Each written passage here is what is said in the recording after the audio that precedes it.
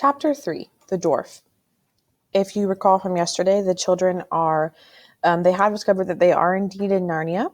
In fact, they're standing amongst the ruins of Cair Paravel itself. They've also found the treasure chamber where their gifts were located, and they are now going to set out and try to figure out what exactly has happened here. Chapter 3, The Dwarf. The worst of sleeping out of doors is that you wake up so dreadfully early. And when you wake up, you have to get up because the ground is so hard that you're uncomfortable. And it makes matters worse if there is nothing but apples for breakfast, and you've had nothing but apples for supper the night before. When Lucy had said, truly enough, that it was a glorious morning, there did not seem to be anything else nice to be said. Edmund was the one that said what everyone was feeling. We've simply got to get off this island. When they had drunk from the well and splashed their faces, they all went down the stream again to the shore and stared at the channel which divided them from the mainland. We'll have to swim, said Edmund. Well, it would be all right for Sue, said Peter, for Susan had won prizes for swimming at school, but I don't know about the rest of us. By the rest of us, he really meant Edmund, who couldn't yet do even 2 lengths at the school baths, and Lucy, who could hardly swim at all. Anyway, said Susan, there may be currents. Father says it's never wise to bathe in a place you don't know. Okay, they don't mean bathe like literally take a bath. They mean swim. Okay, so what she's saying is there may be, riptides or currents in the water that we're not aware of, and it may not be safe for us to try and swim across this channel to that other mainland. But Peter, said Lucy, look here. I know I can't swim for nuts at home, in England, I mean, but couldn't we all swim long ago? Well, if it was long ago, back when we were kings and queens in Narnia. We could ride then, too, and do all sorts of things. Don't you think? But we were sort of grown up then, said Peter. We reigned for years and years and learned to do things. Aren't we just back at our proper ages again now? Oh, said Edmund, in a voice which made everyone stop talking and listen to him. I've just seen it all, he said. Seen what? Asked Peter. Why, the whole thing, said Edmund. You know, what we were puzzling about last night, that it was only a year ago since we left Narnia, but everything looks as if no one had lived in Cair Paravel for hundreds of years. Well, don't you see? You know that, however long we seem to have lived in Narnia, when we got back through the wardrobe, it seemed to have taken no time at all. Go on, said Susan. I think I'm beginning to understand. And that means, continued Edmund, that once you're out of Narnia, you have no idea how Narnian time is going. Why, shouldn't hundreds of years have gone past in Narnia, while only 1 year has passed for us in England? Okay, so let me explain what he means here. All of a sudden, Edmund begins to put it together. When the children first went through the wardrobe and came to Narnia in The Lion, the Witch, and the Wardrobe, they landed in Narnia and they lived there for years and years. They grew up as kings and queens and grew from being young children into adult kings and queens. But then one day, many years after they'd already been in Narnia, they kind of wandering through the forest, they came back through the wardrobe, back into the real world in England, and it was as if no time had passed at all. So it seems like 50 or so years in Narnia is a day or two in the real world. So now that they've been in the real world for a full year, that means it must have been, 50 times 365? A very long amount of years has passed in Narnia, which is no wonder why Cair Paravel and everything else looks so different and run down. By Jove, Ed, said Peter, I believe you've got it. In that sense, it really was hundreds of years ago that we lived in Cair Paravel. And now we're coming back to Narnia just as if we were Crusaders or Anglo-Saxons or ancient Britons or someone coming back to modern England. Oh, how excited they'll be to see us, began Lucy. But at the same moment, everyone else said, shh, or look. For now, something was happening. There was a wooded point on the mainland a little to the right, and they all felt sure that just beyond that point must be the mouth of the river. And now, round that point, there came into sight a boat. When it had cleared the point, it turned and began coming along the channel towards them. There were 2 people on board, one rowing, the other sitting in the stern and holding a bundle that twitched and moved as if it were alive. Both these people seemed to be soldiers. They had steel caps on their heads and light shirts of chainmail. This is like that kind of chain linky type material that knights would wear. Their faces were bearded and hard. The children drew back from the beach into the wood and watched without moving a finger. "This'll do," said the soldier in the stern when the boat had come about opposite to them. "What about tying a stone to his feet, Corporal?" said the other, resting his oars. "Garn," growled the other. "We don't need that, and we haven't even brought one. He'll drown sure enough without a stone as long as we've tied the cords right." With these words, he rose and lifted his bundle. Peter now saw that it was really alive, and was in fact a dwarf, bound hand and foot, but struggling as hard as he could. Next moment he heard a twang just beside his ear, and all at once the soldier threw up his arms, dropping the dwarf from the bottom of the boat, and fell over into the water. He floundered away to the far bank, and Peter knew that Susan's arrow, that's what the twang was, Susan had shot her arrow, had struck on his helmet. He turned and saw that she was very pale, but was already fitting a second arrow to the string. But it was never used. As soon as he saw his companion fall, the other soldier, with a loud cry, jumped out of the boat on the far side, and he also floundered through the water, which was apparently just in his depth, and disappeared into the woods of the mainland. Okay, so as the children are continuing to explore, they see this boat coming down the channel towards them. And the boat is carrying this bundle, they call it, which they eventually find out is a dwarf that's been bound hand and foot. And the original intention of the soldiers was to toss the dwarf overboard and have him drown in the water. We don't know why.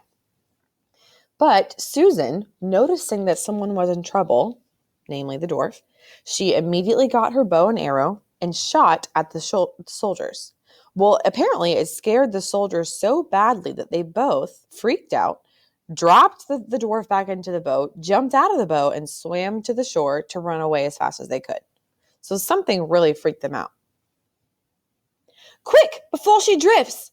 shouted Peter. He and Susan, fully dressed as they were, plunged in, and before the water was up to their shoulders, their hands were on the side of the boat.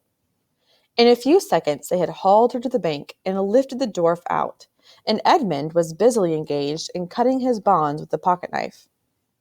Peter's sword would have been sharper, but a sword is very inconvenient for this sort of work because you can't hold it anywhere lower than the hilt.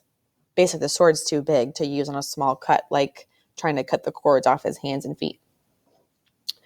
When at last the dwarf was free, he sat up, rubbed his arms and legs, and exclaimed, "Well, whatever they say, you don't feel like ghosts."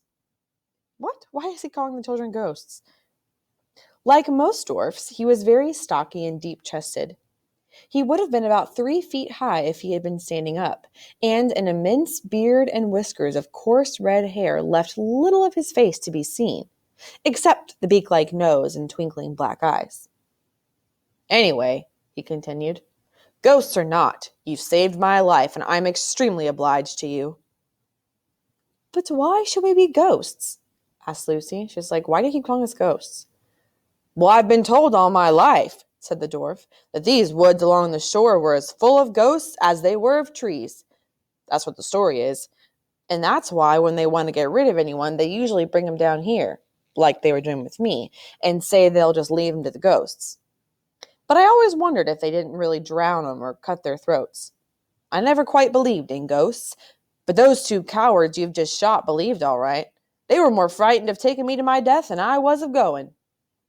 Okay, so all of a sudden, the dwarf explains why the soldiers ran off so quickly. For all of his life, so for many, many years, he has been taught that the woods in which the children are in right now were haunted with ghosts. Okay, so when Susan began shooting at the soldiers, they believed it was ghosts shooting at them, which is why they freaked out and ran away so quickly.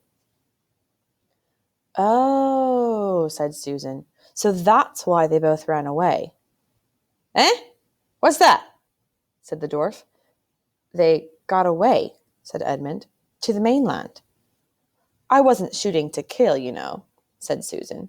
She would not have liked anyone to think she could miss at such a short range. Huh, said the dwarf. That's not so good.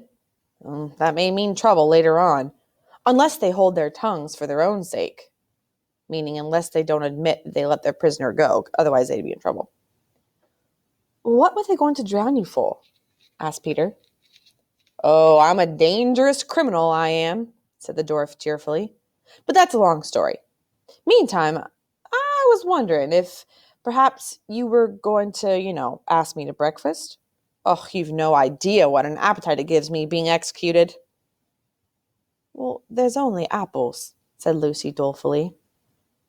Better than nothing, but not as good as fresh fish, said the dwarf. It looks as if I'll have to ask you to breakfast instead. I saw some fishing tackle in that boat. And anyway, we must take her round to the other side of the island. We don't want anyone from the mainland coming down and seeing her. I ought to have thought of that myself, said Peter. The 4 children and the dwarf went down to the water's edge, pushed off the boat with some difficulty, and scrambled aboard. The dwarf at once took charge. The oars were, of course, too big for him to use, so Peter rowed, and the dwarf steered them north along the channel and presently eastward round the tip of the island. From here, the children could see right up the river and all the bays and headlands of the coast beyond it.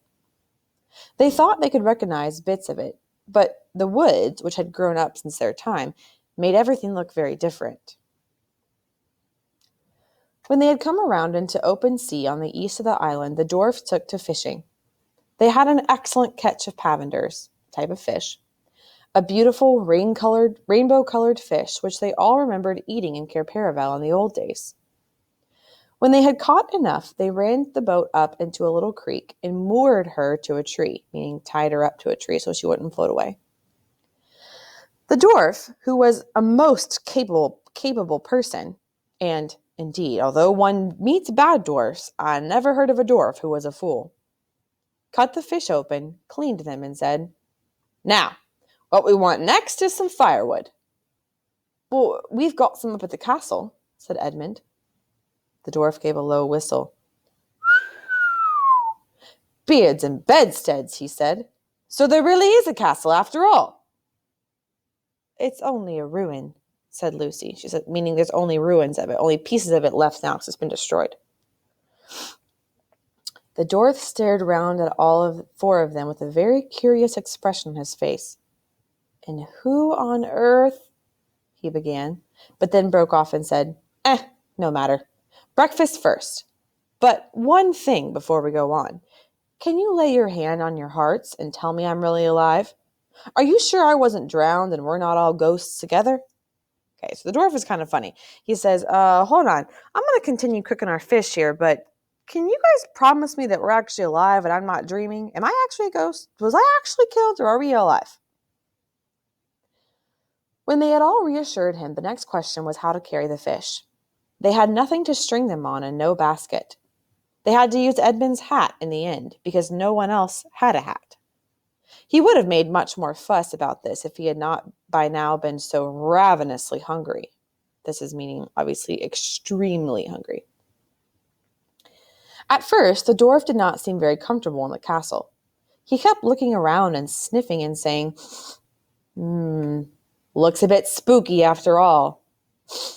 Smells like ghosts, too. But he cheered up when it came to lighting the fire and showing them how to roast the fresh pavenders in the embers. Eating hot fish with no forks and 1 pocket knife between 5 people is a very messy business, and there were several burnt fingers before the meal was ended. But as it was now 9 o'clock, they had been up since 5, nobody minded the burns so much as you might have expected. When everyone had finished off with a drink from the well and an apple or so, the dwarf produced a pipe about the size of his own arm, filled it, lit it, and blew a great cloud of fragrant smoke and said, now. You tell us your story first, said Peter, and then we'll tell you ours. Well, said the dwarf, as you've saved my life, it's only fair that you should have your own way, but I hardly know where to begin. First of all, I'm a messenger of King Caspian's. Who's he? Asked 4 voices all at once. Caspian the 10th, King of Narnia, and long may he reign, answered the dwarf. That is to say, he ought to be King of Narnia, and we hope he will be. At present, he is only king of us old Narnians. Oh, wait, what do you mean by old Narnians, please? Asked Lucy. Why, that's us, said the dwarf. We're kind of rebellion, I suppose. Oh, I see, said Peter. And Caspian is the chief old Narnian. Well, in a manner of speaking, said the dwarf, scratching his head. But he's really a new Narnian himself, a Telmarine, if you follow me. I don't, said Edmund. This is Edmund piping up and saying, this is confusing. You're going to need to slow down a little bit. Oh, well, this is worse than the Wars of the Roses, said Lucy. The Wars of the Roses was a time in English history when it was pretty confusing to figure out who was against who. And that's what Lucy is comparing this situation to. Oh, dear, said the dwarf. I'm doing this very badly. Look here. I think I'll have to go right back to the beginning and tell you how Caspian grew up at his uncle's court and how he comes to be on our side at all. But it'll be a long story. Ah, all the better, said Lucy. We love stories. So the dwarf settled down and told his tale. I shall not give it to you in his words, putting in all the children's questions and interruptions, because it would take too long and be confusing, and even so, it would leave out some points that the children only heard later. But the gist of the story, as they knew it in the end, was as follows.